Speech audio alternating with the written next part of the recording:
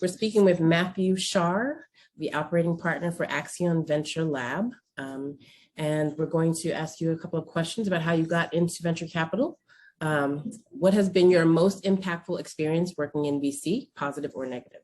I've spent about roughly a decade in the tech industry. After spending a couple years as a consultant, firstly at a large firm, BCG, and then doing my own independent consulting. It's kind of in that second part of consulting where I got a chance to start working with some early stage tech companies in Detroit, which is where I was at the time. And felt like that was, I really began to start building a deep excitement for working with early stage founders and helping them build their ideas out. And but felt like I really wanted to get more of more exposure to what was happening in tech.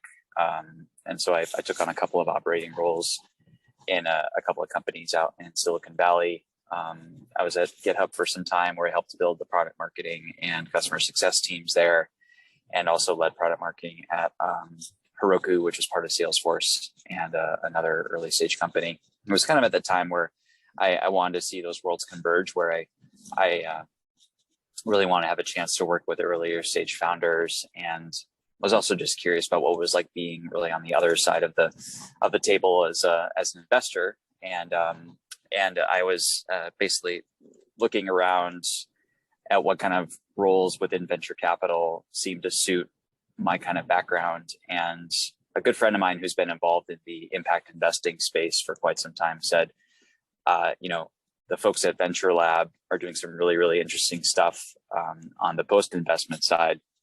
Then it might be interesting for you to chat with them. And so 3 months later, after a bunch of conversations, it was a great fit. I didn't come in with a lot of experience in fintech specifically, but had understood what it was like for founders to have to grow and scale from that early stage to a Series A and beyond. And so it was a great fit. And I've been at Venture Lab for just about over 2 years now, and it's been a really wonderful opportunity to really see the dimension beyond venture capital, in which a lot of people think of VC as just an investment vehicle, but seeing where we can support founders and help them thrive has been really fun to observe and help build within our fund. So it's been a lot of fun. On the second question, in terms of most impactful in experience, I think what's really exciting about my job is it's kind of beyond the point where the questions around what's your valuation, how much money you need to succeed, these sorts of things that are in the crux of the investor conversation, really begin to think about, okay, from a perspective of accountability to your investors, your team, and really your market, getting a chance to see that after the investment is made has been really, really fun. And I think on top of that, the types of founders that we invest in, because we're a fund that focuses exclusively on fintech solutions that are really trying to aim to provide us a financial service to those who historically have been underbanked or underserved by financial services.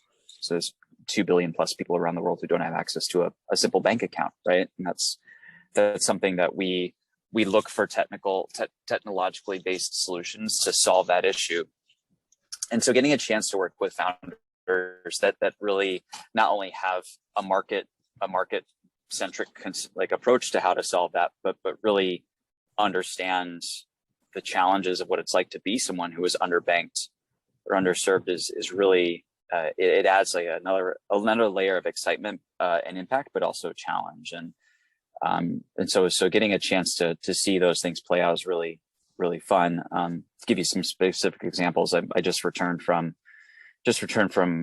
Colombia, where one of our investments is doing work in they basically provide a basic insurance product, but for car insurance, but then also they provide what's called car equity. So basically can provide a secured loan for individuals who own a car.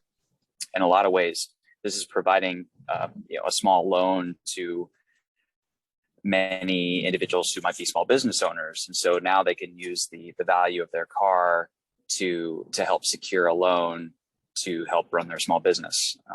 And so seeing where where there's new opportunities to provide financial solutions that we kind of just take for granted in any given day in the US is really fun to watch, but also to do it in a way that's really thoughtful and compassionate for individuals who may have never even had access to a bank account before. So get to see that every day. It's pretty exciting.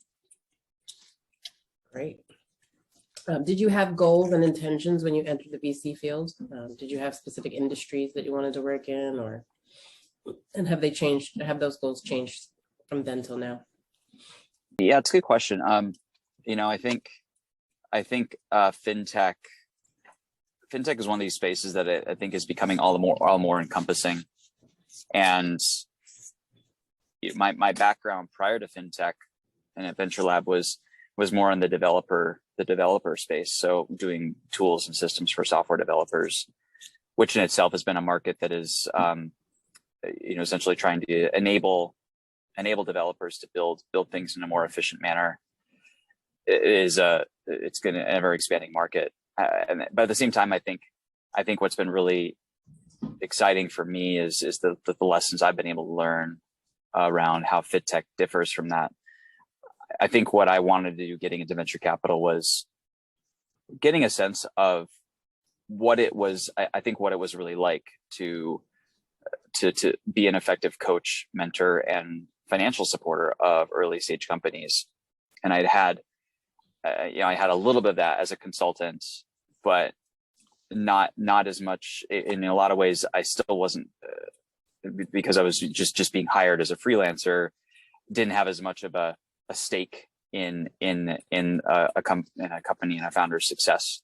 And so I really wanted to make sure that I could understand what the balance was like between being a fiduciary, having a fiduciary responsibility to founders, but also how I could really support them operationally. So wanting to learn more about that, I think, was one.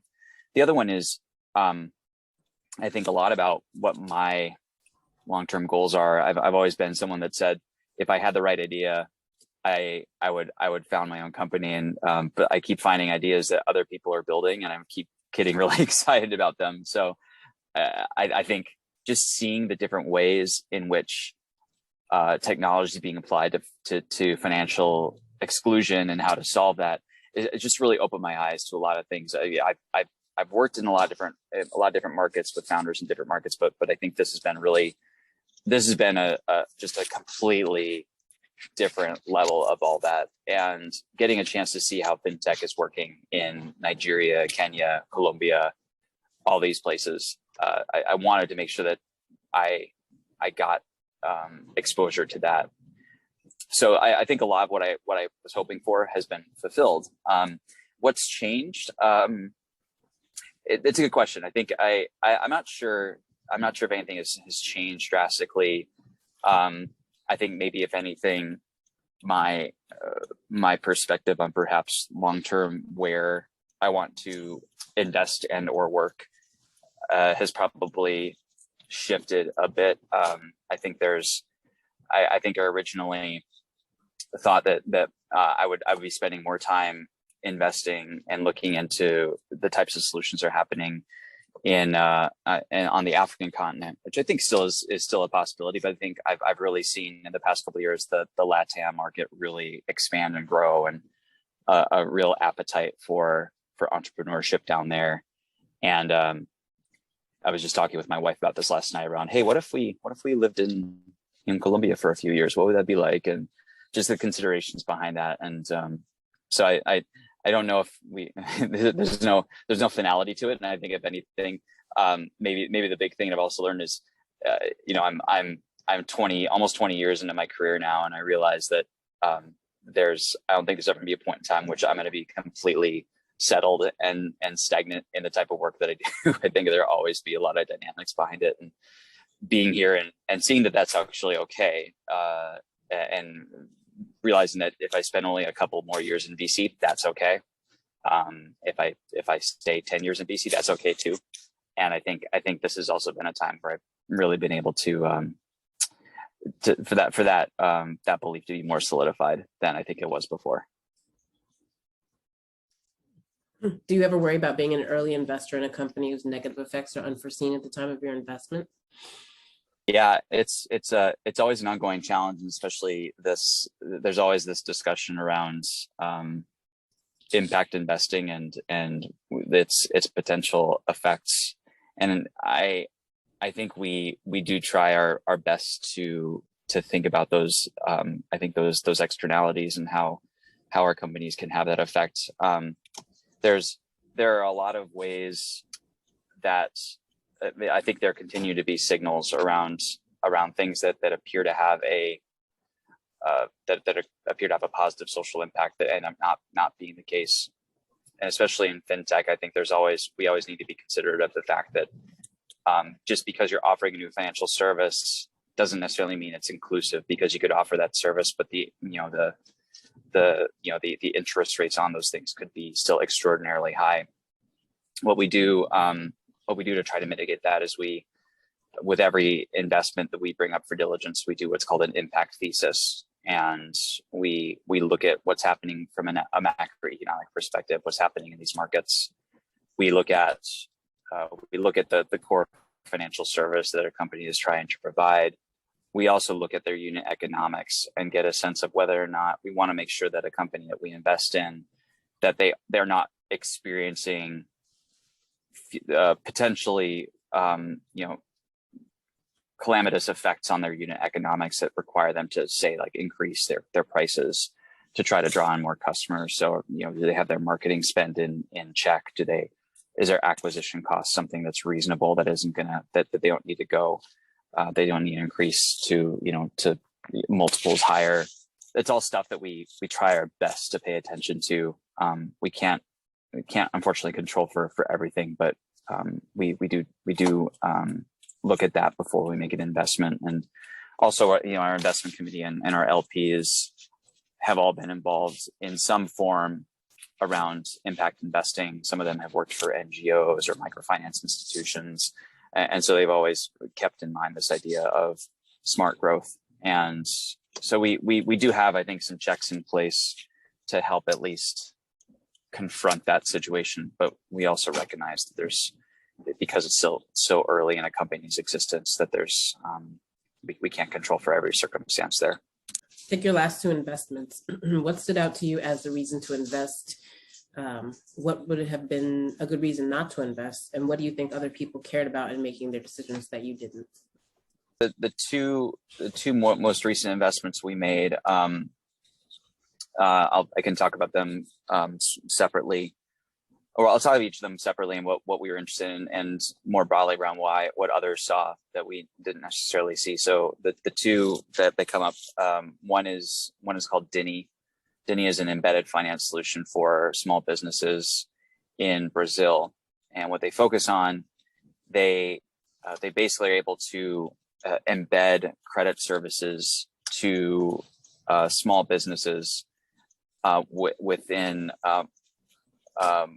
companies that provide the types of goods and services that small businesses need to operate. So, for example, it could be a company that sells kitchen supplies to a restaurant, and Dini, what they could do is you basically could provide a small loan based on the company's, or based on the company's transaction history with that provider. So, essentially it's just providing access to capital in a new way.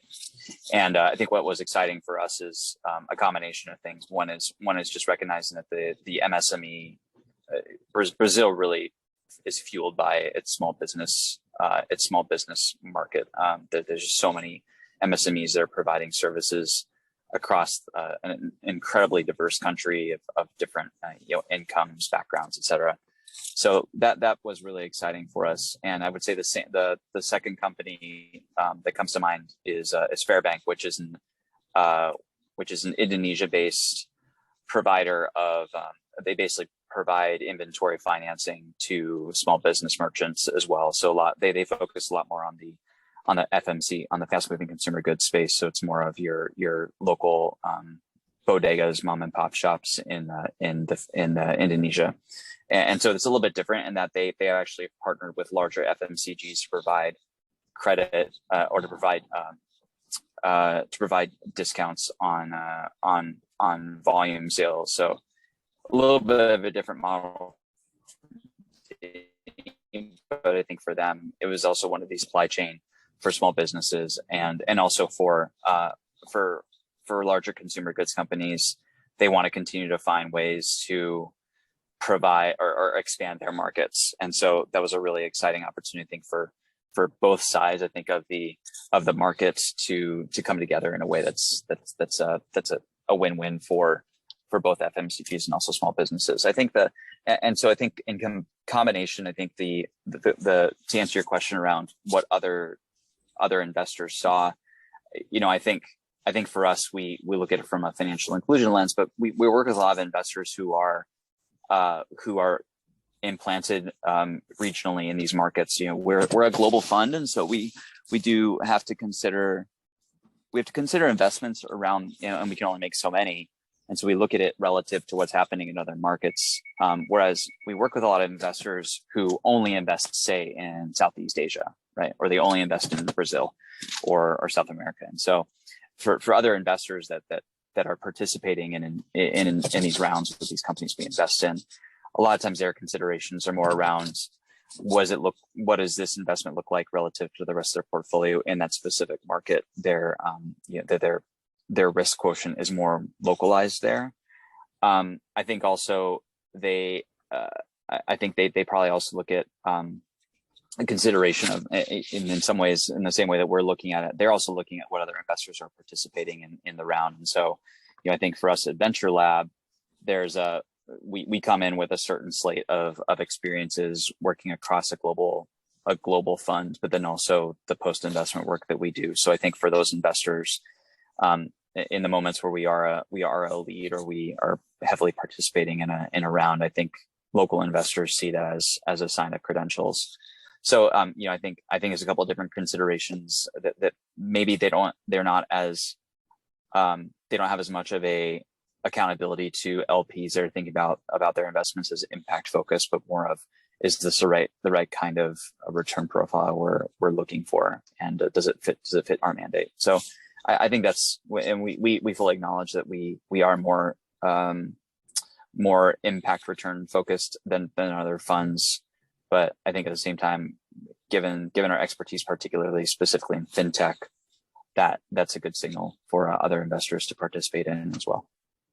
What do you read every day to keep on top of your industry? Twitter.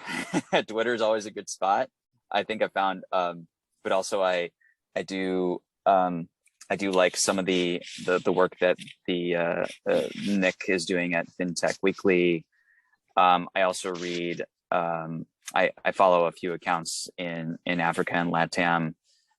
Rest of World is also a really interesting site that talks a lot about what's going on in marketplaces outside the US. It has more of an impact and inclusion focus. So those are a few of the big ones that come to mind. There's a lot of fintech. There's a lot of stuff that's written about fintech that's US focused, and it's also interesting just kind of keep an eye out on what kind of trends are happening in the US, like with so Ian and Julia at FinTech Today have some great content. And it's likely that the stuff that's happening in the U.S. is going to hit markets that we invest in a couple of years. So it's helpful to see how that's all playing out today.